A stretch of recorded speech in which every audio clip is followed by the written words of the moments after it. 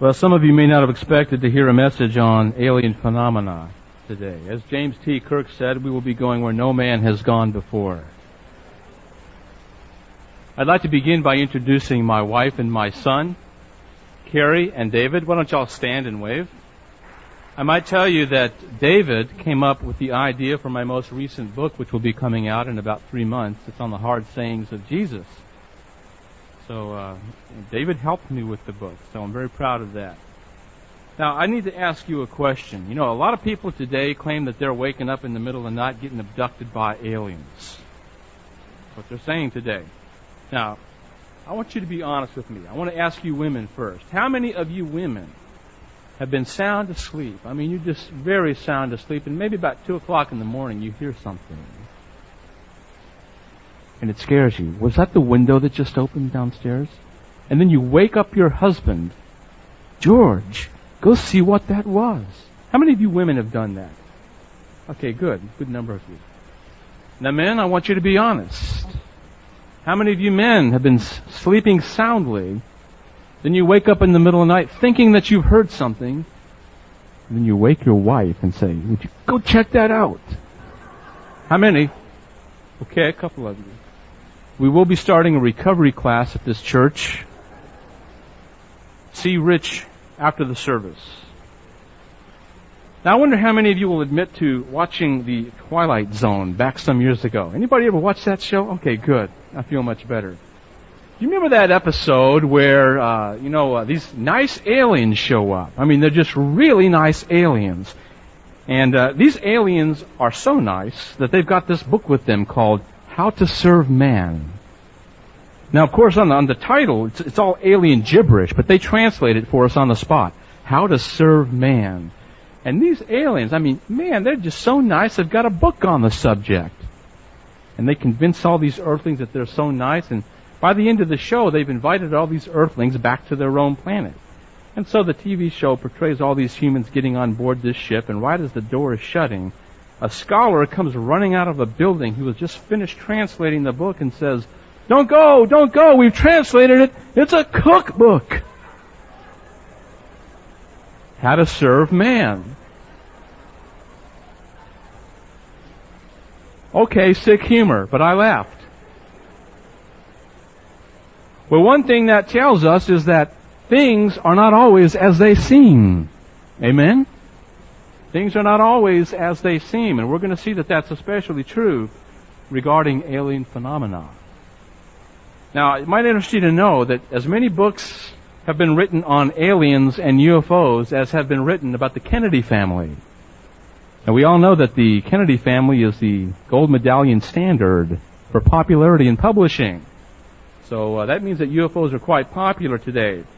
We've also got all kinds of TV shows like Third Rock from the Sun and the X-Files. We've got motion pictures like Close Encounters and more recently Independence Day. We've also got the Roswell phenomena. Just last year there was a celebration, an anniversary celebration, and 40,000 people showed up there in Roswell. UFOs are popular today. And so what we want to do is to step back and take a big look, take a broad look at this UFO alien movement and to try to gain some Christian perspectives on this issue. We want to gain some discernment on this issue, and I think as Christians we do need discernment on this issue. Now, presently there are many people interested in the search for extraterrestrial life. In fact, there is an organization known as SETI, S-E-T-I, and SETI simply stands for Search for Extraterrestrial Intelligence. And this is an organization searching for extraterrestrial life using radio telescopes. Now, some of you may have seen the movie Contact. That's the movie starring Jodie Foster. And on this movie, or in this movie, you see these radio telescopes pointed into outer space. Now, the movie is fiction, but the radio telescopes are real. In fact, millions and millions of dollars have been spent using radio telescopes listening for signals between 1,000 and 3,000 megahertz.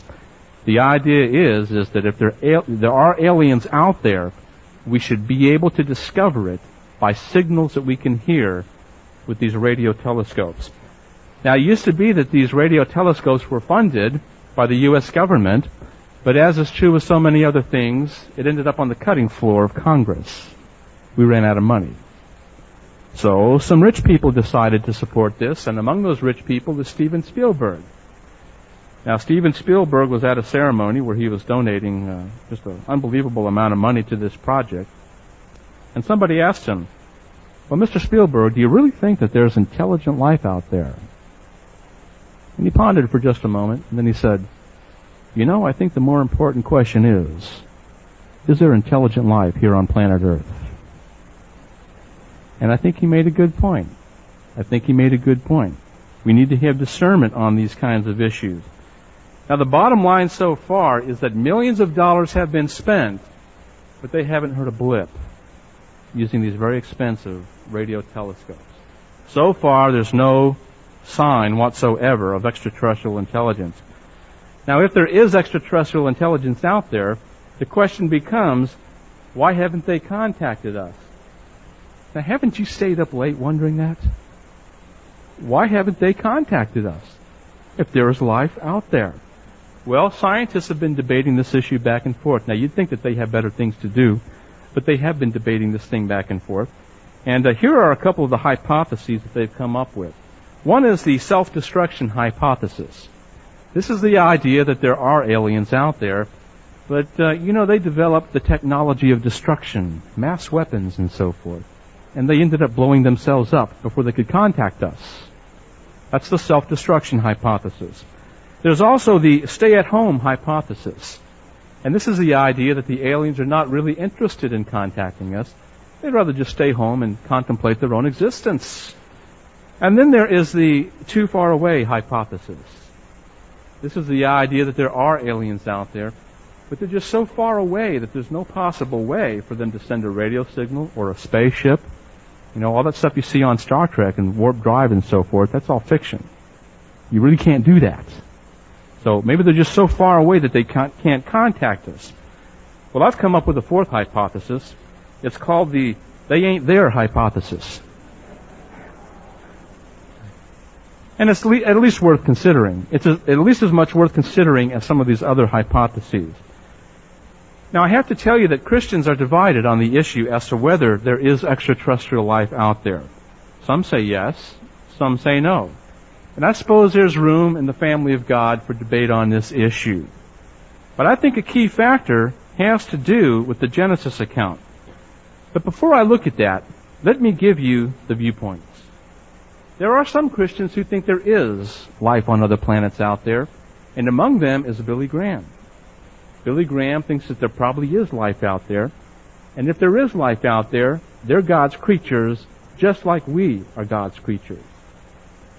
Now, it's interesting to me that very often when I come across Christian articles or books that argue for extraterrestrial intelligence, the verse that keeps coming up is John 14, verses 1 and 2. And you might want to make note of this. John 14, verses 1 and 2. Let me just read it to you. "Do not let your hearts be troubled. Trust in God. Trust also in me. In my Father's house are many rooms. If it were not so, I would have told you. I am going there to prepare a place for you." Now, the key part is, in my Father's house are many rooms. Now, there's so many rooms that there's room for alien believers. That's the argument. I don't think that's a very good argument. I see some of you agreeing with me out there. But nevertheless, this is the argument that is set forth very often. Now, among those Christians who disagree with the idea of extraterrestrial life, it's pointed out very often that when you go to the Genesis account, who did God create first? What was the noblest part of God's creation? Did God create the earth first or all the other planets first? The earth. God created the earth first. And earth remains central throughout the rest of biblical doctrine. For example, in the future, in the prophetic future, the Scriptures tell us that there will be a new heavens and a new earth. When the Redeemer came, where did He come? He came to planet Earth. When He comes again at the second coming, He's coming to planet Earth. So it seems for whatever reason that planet Earth is central in God's plan. And even if you still want to believe in extraterrestrial life, you have to admit from a scriptural perspective that Earth is central in God's plan. Now, we also learn from Scripture that man was created in the image of God. Man is the noblest part of God's creation. But how often do we see TV shows where the aliens are always far more advanced than we puny humans? You see, typically the aliens are just far more advanced technologically and in every other way. But the Scriptures indicate that man is the noblest part of God's creation. And only man is said to be created in the image of God. So I think that those are some of the kinds of scriptural things that you're going to want to keep in mind when you evaluate the question of whether there's extraterrestrial life out there. Now, I know what you're wondering. You're thinking to yourself, well, Ron, if God didn't plan to populate all those planets out there, why did He create them all? Isn't that what you were thinking? I can see it on your faces. Well, let me give you the answer.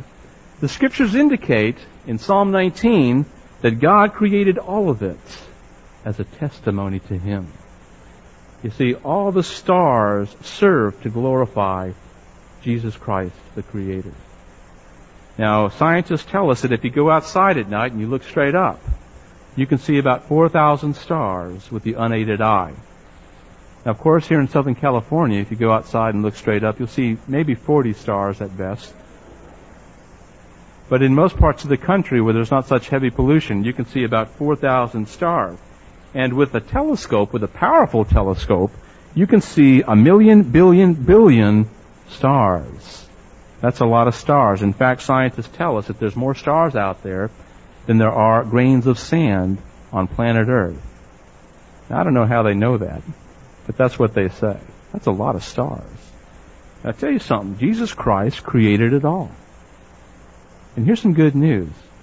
If you should be in a part of the country where you can see 4,000 stars, and you look straight up one day and you see all this glory in the sky, well, let me tell you, you ain't seen nothing yet. Jesus Christ is the one who created it, but He is the same one who's preparing the place where you will live forever. John 14 tells us that Christ is preparing the place where you will live. And if you think those stars are incredible, wait till you see heaven. Scripture says that no eye has seen, no mind has conceived, no ear has heard how great it will be for those who love Him. I could get to preaching on that topic, but I'll hold back. It's an exciting topic. But anyway, the stars serve to glorify the Creator. Now, I believe that there are three primary explanations for UFO sightings. And I just want to touch on those briefly. Those relate to deliberate hoaxes, natural phenomena, and there is also the occult connection. Now, by deliberate hoaxes, I'm talking about doctored photographs or doctored videos. Some of you have seen some of these photographs. It kind of looks like a flying saucer. But when a computer analysis is done on that photograph, it looks like a string attached to a frisbee. All right? That's a hoax. I saw a cartoon one time of a flying saucer hovering above a community, and all these people were out there pointing up at the sky. And behind these trees were some MIT students with this little control thing they came up with. Well, deliberate hoaxes. There are people out there that get a thrill at pulling hoaxes on people, and they've done the same thing with videos. So that's part of what explains the UFO phenomena, but I don't want to really spend much time there. I want to spend primary time on natural phenomena and the occultic connection, because this is where we need discernment. In terms of natural phenomena, let me just give you a brief explanation of that, then I'll talk more about it in just a minute. There I'm talking about stuff like satellites, or maybe weather balloons, or the planet Venus. Planet Venus even shows up during the daytime. You can look up into the sky and see this bright object up there, and some people have called in UFO reports after seeing the planet Venus. This is what I call natural phenomena. And as I say, we will talk about this in more detail shortly. And then third is the occult connection. The occult connection. Now, the fact is that out of all the cases of abduction that I have studied, the great majority of them claim to have some kind of a previous involvement in the occult. Now, I wonder, how many of you have read books on abductions? Whitley Strieber, Communion? Okay, a couple of you have. I guess it's probably healthier that you not read those books. might have nightmares.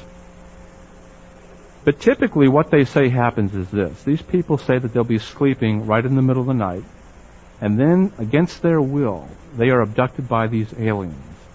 And these aliens have some kind of a mystical power where you're rendered helpless. You cannot resist. And you're taken up into a spaceship. And while you're up in the spaceship, all kinds of experiments are performed on you. Some people say they are dismembered and then put back together again. Some people say that the aliens sort of do like a piano motion on their bodies, kind of like this. These aliens just go up and down their body, making these kinds of motions. I'm not sure why.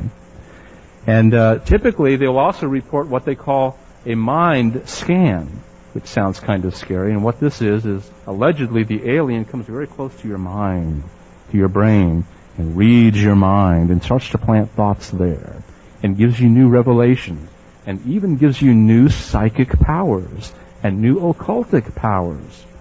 Very often people who end up having these experiences go home and discover that they've had new occultic powers develop. I need to tell you right up front, I don't think that they're really being abducted by aliens. By the time I'm through today, you'll understand why I say that. But I need to add that qualification up front, just to let you know that I really don't think that they're real, genuine aliens. And I'm going to provide some proof for that. Now, I believe that all three of these categories are necessary for a full-orbed understanding of what UFOs are doing in our society today. Now, when you understand these three primary categories, it's my opinion that that explains the majority of the sightings that people are having today. No single category explains everything. But taken together, the three categories go a long way in helping us to understand what's going on out there. Now then, let's look a little bit more at the natural explanations. The natural explanations of UFOs include weather balloons, satellites, Venus, ball lightning, and top-secret military jets. Now, if you see something in the sky, there are many possible natural explanations. In fact, when you see something in the sky, the first conclusion you should probably come to is that there is a natural explanation. Now, let me just give you a couple of examples. There's this thing called ball lightning. Ball lightning is a real phenomenon. Ball lightning is not something that Ron Rhodes made up just to stick in his book on UFOs. Ball lightning is something that has been discovered by scientists. And it is a form of lightning that involves not lightning bolts that come out of the sky, but rather this form of lightning is oval in shape. It's red. It's heard to sizzle. It emits electromagnetic energy, which means that it shows up on radar screens. It can hover above the ground, or it can dart around the sky at great speeds, instantly changing direction, going thousands of miles per hour. Because of the electromagnetic energy that is emitted, if it comes near a car, your car will die. Now, the fact of the matter is that there are people out there who have seen manifestations of ball lightning, and they've called in UFO reports saying that they've seen aliens. All right, now this is just one possible natural explanation. Now, of course, from our limited perspective, from our limited scientific understanding, we might see something like that and assume that it must be a spaceship of some sort. But scientists have now discovered that there is a form of lightning called ball lightning that does account for many UFO sightings. Well, how about birds? Do you think that birds could ever account for some of this stuff? In fact, there have been a number of sightings of birds that accounts for some UFO sightings or reports. What I'm referring to is that birds migrate at night. There are certain birds that migrate at night that have been exposed to phosphorus dust. This is dust that glows in the dark. And there have been people who have called in reports of seeing like hundreds of little flying saucers going above their community. And they've ended up discovering that these are just birds that have been exposed to phosphorus dust. So they've got a little bit of a glow. Now, some of you are laughing out there, and I'm assuring you that this is actually happening out there. There are people who've actually called in UFO reports after seeing some of this kind of stuff. What about some of the junk in outer space? Did you know that there's over 7,000 objects presently floating around in outer space? You heard it here at this church. 7,000 objects. Sometimes it might be just a glove from an astronaut. It might be a screwdriver. It might be a Coke bottle cap or something else. There's just all kinds of junk floating around planet Earth. And a lot of scientists suggest that if the sun hits any of those objects just in the right way, you might think you're seeing something up there. Okay? What about the military? Is it possible that some of the stuff that we're seeing is military? Well, yes, indeed. As a matter of fact, back in the 50s and 60s, the military was working on hovercrafts. These looked like flying saucers, and they could kind of hover above the ground, and they wobbled a lot. And they were testing these things in the Washington area, and a lot of people called in reports of a flying saucer after seeing this thing. Now, it really didn't look very threatening. I mean, this thing was just kind of wobbling along above the ground. The military never did perfect the thing. But back in the 50s and 60s, this is something that accounted for at least some sightings. There have also been military top-secret flights that have involved top-secret military planes. And, of course, the government doesn't want the general public to know about these planes, and so they never broadcast all the stuff that they have. But the fact is that just recently, I'm talking in the last couple of years, the CIA has admitted that a tremendous number of the sightings of UFOs back in the 50s and 60s involved top-secret U.S. aircraft that were used to spy on the Russians and other threatening world powers. And of course, back in those days, the government denied that it knew anything about those things up in the sky, because they didn't want to give away any information on these top-secret aircraft. But just recently, the CIA has admitted it. Did you know also that the military has been involved in some holographic experiments? Now, I wonder how many of you have been to Disneyland or Disney World and you've seen some of the holograms, like faces coming out of the wall at you. Anybody seen those things? They look real, don't they? I mean, they're pretty impressive. One of the things that the military has been working on, and this is documented, is the fact that they are trying to work on how to project three-dimensional holographic images into the sky as a form of non-lethal weaponry. The idea being is that if enemy aircraft come into U.S. airspace, they could project these images up there and confuse the enemy, like a bunch of aircraft coming at you or something. Well, some people have seen some of these holographic experiments and called in reports. Now, all I'm trying to tell you at this point is there's all kinds of stuff going on out there that could account for some of the sightings from a natural perspective. There's just an awful lot of stuff going on out there that can account for UFO sightings. But beyond that, there's also other things that need to be taken into consideration, and that's what I want to focus my attention on now. Now, before dealing with this occultic connection, there's something very important that I must touch on, and that has to do with UFOs in the Bible. Did you know that there's flying saucers and aliens in the Bible? That's what New Agers tell us. And I want to look at a couple of passages with you.